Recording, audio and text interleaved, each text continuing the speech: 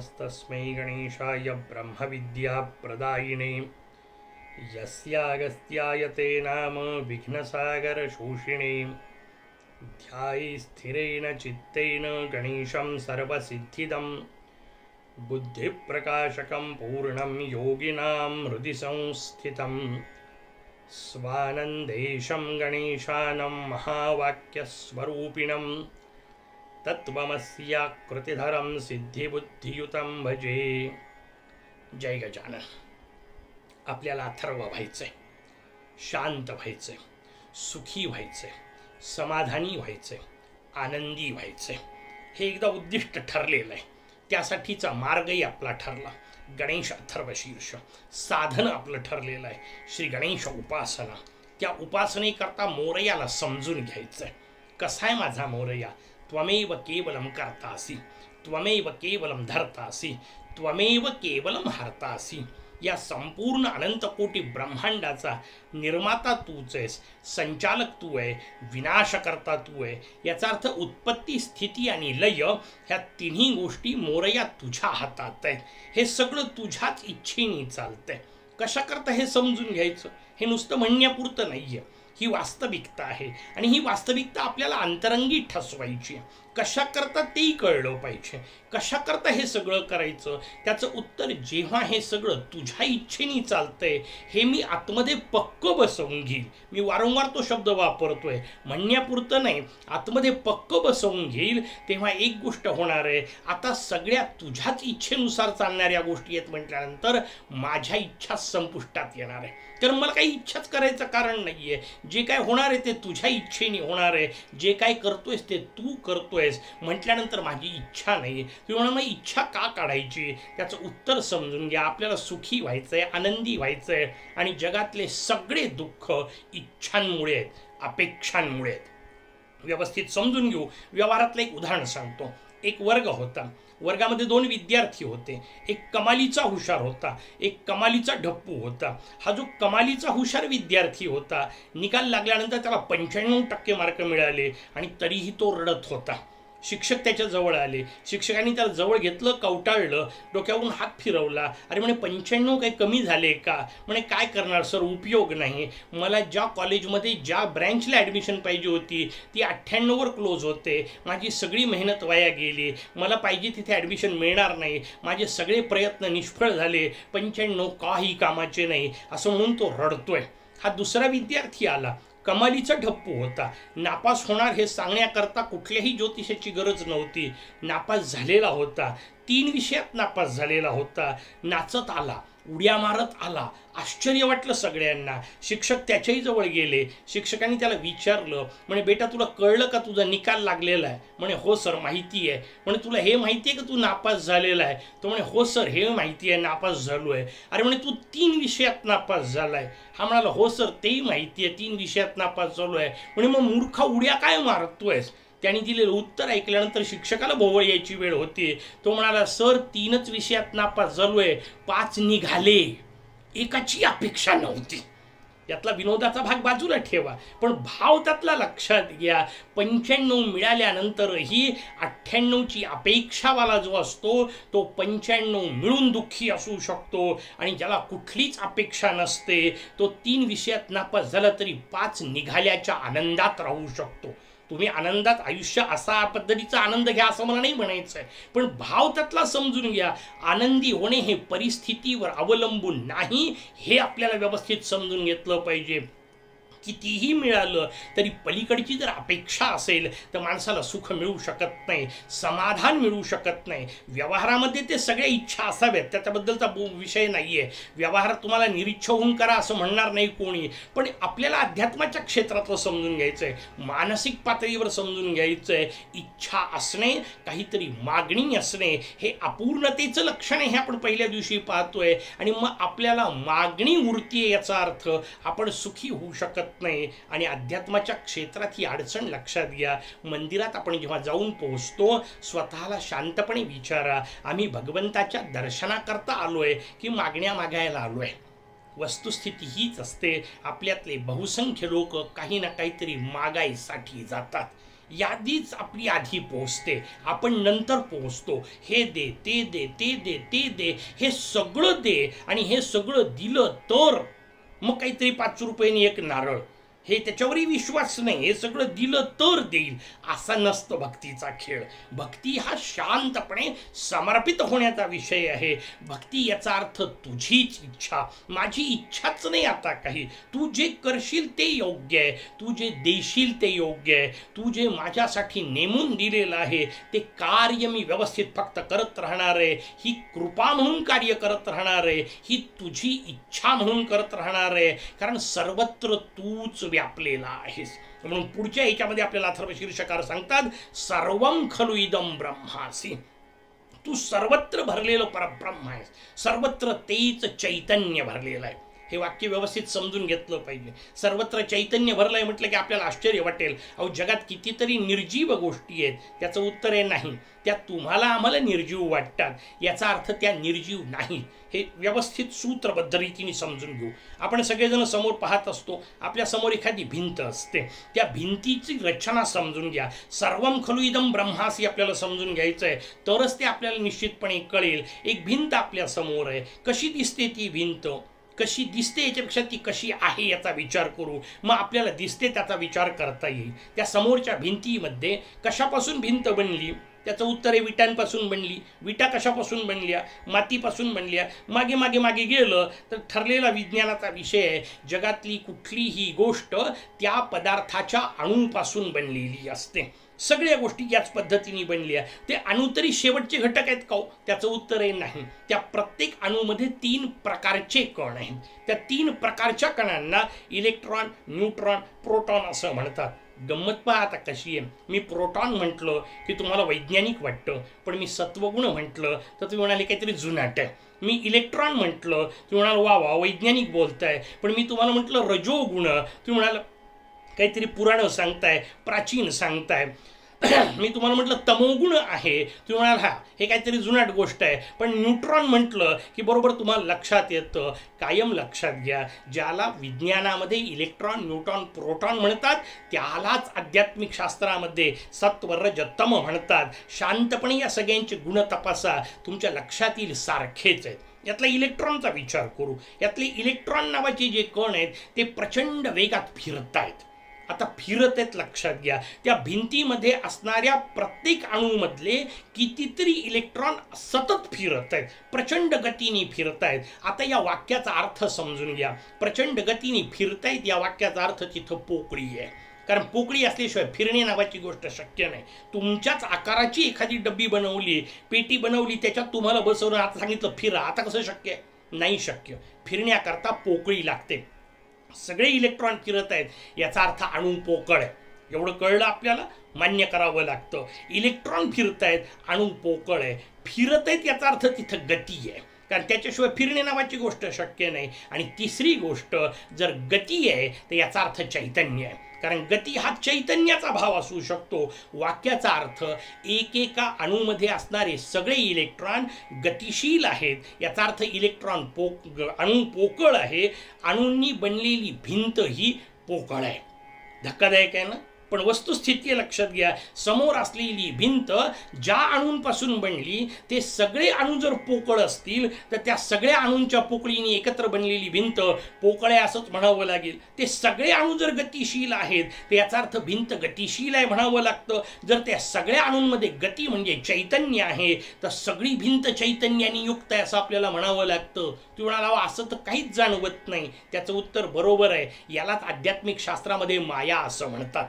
माया शब्दाचा अर्थच समजून घ्या. मा म्हणजे नाही आणि या म्हणजे जी. जी अवस्था वास्तव नाही पण जाणवते तिलाच तर माया म्हणतात. भिंत पोकळ आहे पण भरीव जाणवते. भिंत गतिशील आहे पण स्थितिशील जाणवते. भिंत चैतन्ययुक्त आहे पण अचेतन जाणवते. यालाच तर माया म्हणतात. ती चेतन जाणवते कोणाला? त्याच्यावर बसणारी माऊली असावी लागते. मग भिंत सुद्धा सचेतन असू शकते, त्यातला चमत्काराचा भाग नसतो. भिंतीतल्या चैतन्याशी सुद्धा माऊली संबंधित झालेली आहे, त्यांचं अनुसंधान झालेलं असतं. अर्थात तो पूर्ण वेगळा विषय बाजूला ठेवू. मला भाव आपल्याला सांगायचा आहे, सर्वत्र फक्त आणि फक्त चैतन्य भरलेलं आहे आणि ते चैतन्य हे मोरया तुझं स्वरूप आहे. याचा अर्थ सर्वत्र तूच भरलेला आहे. एकदा सगळीकडे तूच आहे म्हटला की बाकीच्या गोष्टीतला सोडून द्या, अचेतनातला जाऊ द्या, बाकीच्या पशुपक्ष्यांमधला जाऊ द्या, निदान माणसांमधला तर तू कळायला पाहिजे की नाही. हे आपल्या कामाचं आहे, त्या दृष्टीने समजून घेऊ. मला प्रत्येक माणसामध्ये मोरया दिसला पाहिजे. मग मी जेव्हा प्रत्येक माणसाच्या आतमध्ये मोरया पाहिल तेव्हा पुढचा भाग महत्त्वाचा येईल की जर मी त्या प्रत्येक माणसात मोरया पाहिल तर त्याला मी वाईट बोललो तर माझ्या मोरयाला वाईट वाटणार आहे. ही भूमिका नको का माझी? ही असायला पाहिजे. ही भक्ताची भूमिका आहे. त्याच्यासाठी हे सगळं विवेचन आहे. त्या अचेतनात असतं की नाही तो भाग सोडून द्या. मग त्या अचेतनाच्याही बाबतीत म्हणून माऊलींनी काय सुंदर शब्द वापरला, भूता परस्परे जडो मैत्र जीवांचे.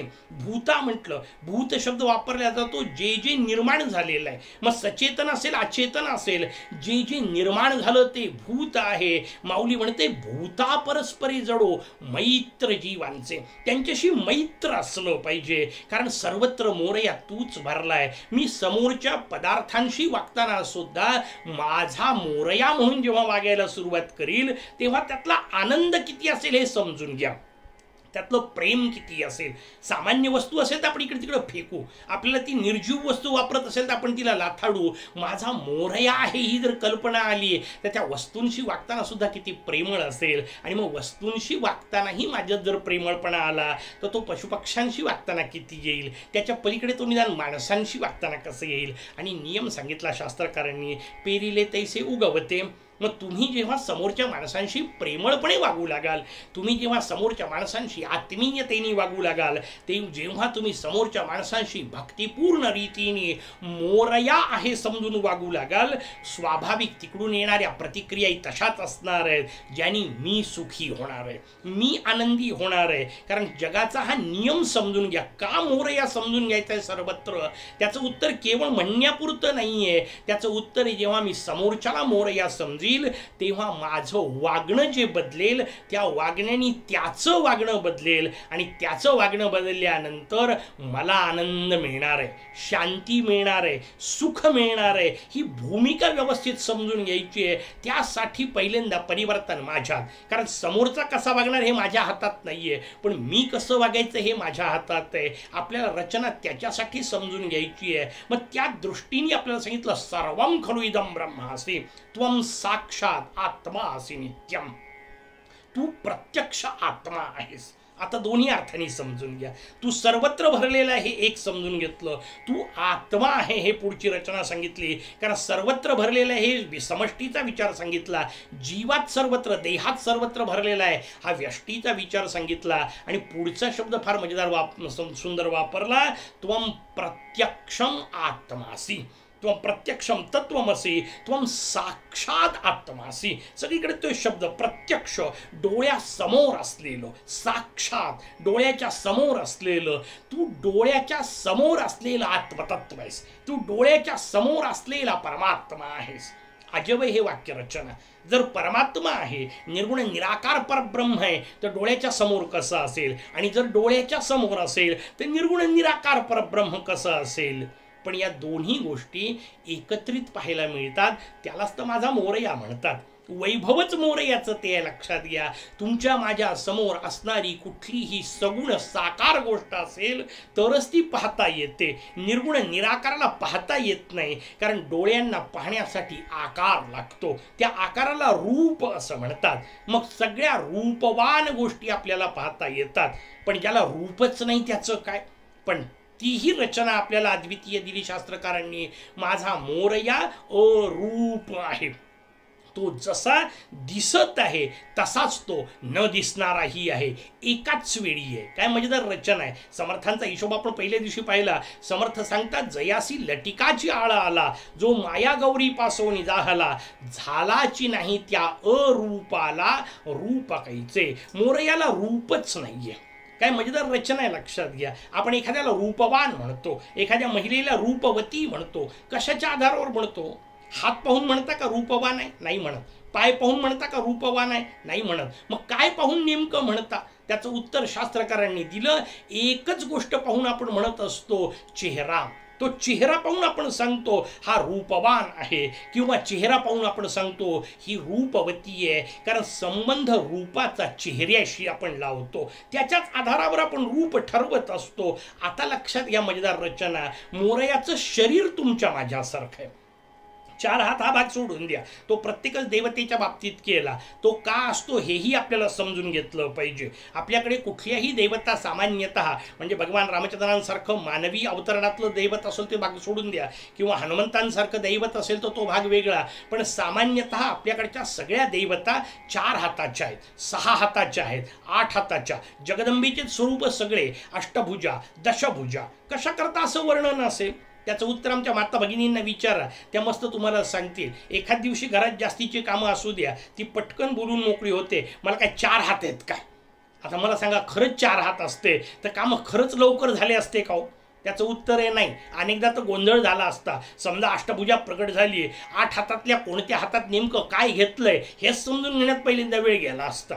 पण विनोदाचा भाग बाजूला ठेवा, त्यातला भाव समजून मग का 8 हाताचे, का 10 हातांच्या? त्याचं उत्तर आहे, हात हे कृतीचं प्रतीक आहे आणि भगवान आपल्यापेक्षा अधिक शक्ती संपन्न आहे, कृती संपन्न आहे, ही दाखवण्याची शास्त्राची ती एक प्रतिकात्मक पद्धती आहे. म्हणून 4 हात असणे हा भाग वेगळा. जेव्हा आपण चतुर्भुजंचा विचार करू त्यावेळेस त्याचा आणखीन विचार करू, पण भाव समजून घ्या.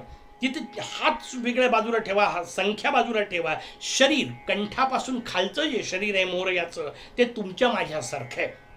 हात असतील तरी ते आपल्यासारखे आहेत, पाय असतील तर आपल्यासारखे आहेत, गळ्यापासून खालचा सगळा भाग आपल्यासारखा आहे. मोरयाचं वेगळेपण कुठं आहे? त्याचं उत्तर आहे, मोरयाचं वेगळेपण गळ्याच्या वर आहे, गळ्याच्या खाली नाही आहे. गळ्याच्या वरचा भाग वेगळा आहे. कसा वेगळा आहे? त्याचं उत्तर आहे, गजमस्तक आहे. आणि हा शब्द व्यवस्थित समजून घेतला पाहिजे.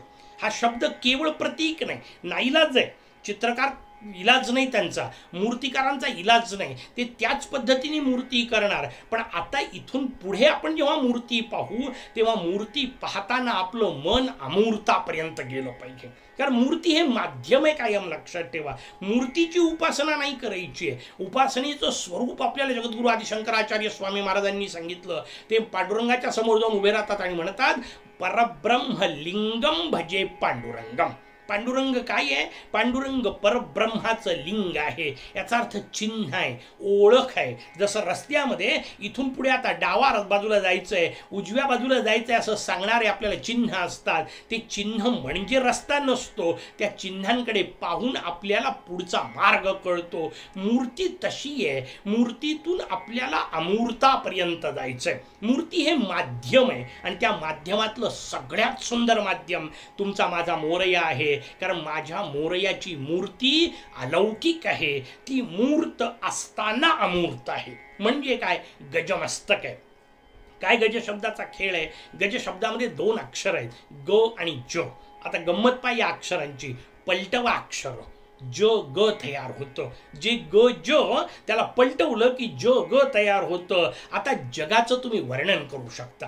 कसं आहे हे जग? हे जग कधीतरी निर्माण झालं म्हणून या जगाला सादी असं म्हणतात. हे जग कधीतरी नष्ट होणार आहे म्हणून या जगाला शांत असं म्हणतात. हे जगात वेगवेगळ्या प्रकारचे आकार आहे म्हणून या जगाला साकार म्हणतात. हे जग वेगवेगळ्या प्रकारच्या भावनांनी तयार झालेलं आहे म्हणून 3 गुणांनी तयार झालेलं असल्यामुळे त्रिगुणात्मक आहे. या जगामध्ये वेगवेगळ्या प्रकारची दुःख आहेत म्हणून हे जग दुःखमय आहे. एकत्रित विचार करा, जे सगुण आहे, साकार आहे, सादी आहे, शांत आहे, परिवर्तनीय आहे, दुःखमय आहे, त्याला जग असं म्हणतात. याच्या जे विपरीत त्याला ग ज असं म्हणतात. याचा अर्थ जे अनादी आहे, जे अनंत आहे, जे निर्गुण आहे, निराकार आहे, अपरिवर्तनीय आहे, चिरंतन शाश्वत आहे, आनंदमय आहे, त्याला गज असं म्हणतात. हे मोरया ते तुझं मस्तक आहे. याचा अर्थ ती तुझी ओळख आहे. कारण माणूस मस्तकावरून ओळखल्या जातो, चेहऱ्यावरून ओळखल्या जातो. मोरया तुला कसं ओळखायचं? त्याचं उत्तर आहे निर्गुण निराकार रूपातच ओळखायचं. सगुण साकार रूपामध्ये देह आहे तुझा, पण मस्तक निर्गुण निराकार आहे. आणि देह जरी सगुण साकार असला तरी मस्तक निर्गुण निराकार असणे याचा अर्थ तुझी खरी ओळख निर्गुण निराकार आहे. याचा अर्थ जरी तू आत्ता आमच्या समोर या मूर्तीमध्ये विराजित असला तरी मूर्त नाहीयेस मोरया, तू अमूर्त आहे. आणि तुझ्या मूर्तीच्या द्वारे आम्ही त्या अमूर्त तत्वापर्यंत पोहोचणार आहे. कारण लक्षात घ्या, मूर्ती नष्ट होणारच आहे. कितीही सुंदर असू द्या, कितीही तयार केलेली अप्रतिम असू द्या, तिचं विसर्जन आवश्यक आहे. आणि म्हणून गणेश उत्सवाची ही भूमिका आपण समजून घेतली पाहिजे. 10 दिवस आपण त्याचा आनंदाने उत्सव करतो, त्याला नेऊन विसर्जित करतो. तुम्हाला एवढी चांगली मूर्ती विसर्जित का करायची? त्याचं उत्तर समजून घ्या. इथलं विसर्जन याचा अर्थ रूपाच्या मध्ये असलेला भाग आता अरूपाला समर्पित करायचा आहे. आत्तापर्यंत साकार असलेली गोष्ट निराकारापर्यंत माझी उपासना न्यायची आहे. तिथे असलेली आत्तापर्यंतची मूर्त अवस्था सोडून अमूर्त व्हायचं आहे. काही वेळा ती मूर्ती स्थिर असते, जसं आपल्या मंदिरातली मूर्ती आहे, स्थिर आहे. पण तो स्थिर मोरया वेगळा, उत्सवाकरता जो मानला जातो त्याचं विसर्जन होतं. म्हणजे आता स्थिर मूर्तीकडे पाहताना सुद्धा मला त्या स्थिर अमूर्त तत्वाचा विचार करायचा आहे, तरच आपली उपासना होणार आहे. कारण अस्थिर असणाऱ्या आणि केवळ मूर्तीचा विचार जर तुम्ही केला तर तुमची उपासना नाही होऊ शकणार. मूर्ती हे माध्यम आहे, आपल्यासमोर कायम बसलेलं आहे, म्हणून ते कायम माध्यम आपल्यासाठी आहे. पण त्या माध्यमाच्या द्वारे आपल्याला अमूर्तापर्यंत पोहोचायचं आहे. ती अमूर्ताची भूमिका आपल्याला समजून घ्यायची आहे. त्याला म्हटलं त्वम साक्षात आत्मा असि नित्यम. उरलेला विचार उद्याच्या भागात. जय गजानन.